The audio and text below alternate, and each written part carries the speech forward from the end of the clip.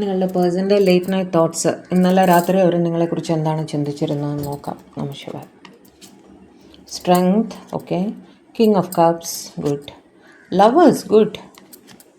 To of cups, very good. Emperor, wheel of fortune, hand man and witty, king of wands, okay. Bottom of the deck, ace of pentacles.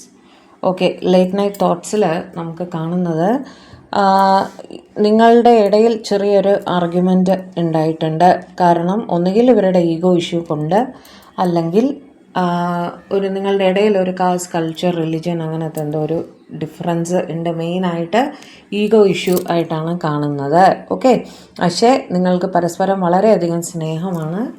King of cups ലവേഴ്സിൻ്റെ energy ഉണ്ട്, നിങ്ങളെ കാണണം എന്നൊക്കെ തന്നെ അവർക്ക് ആഗ്രഹം ഉണ്ട്. King of wands അട്രാക്ഷനും ഉണ്ട്, റെസ്പെക്റ്റും ഉണ്ട് കേട്ടോ.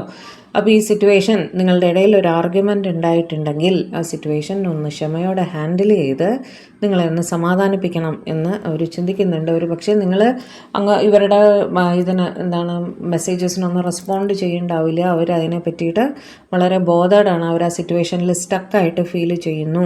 എങ്ങനെയാണ് ഈ സിറ്റുവേഷൻ മറികടക്കേണ്ടത് എന്നുള്ള ചിന്തയിലിരിക്കുന്നതായിട്ടാണ് കാണുന്നത് കേട്ടോ.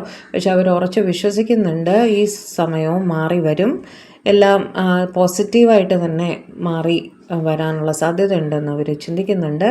നിങ്ങളുമായൊരു ന്യൂ ബിഗിനിങ് വേണം എന്നവർ വളരെ കാര്യമായിട്ട് തന്നെ ആഗ്രഹിക്കുന്നുണ്ട്.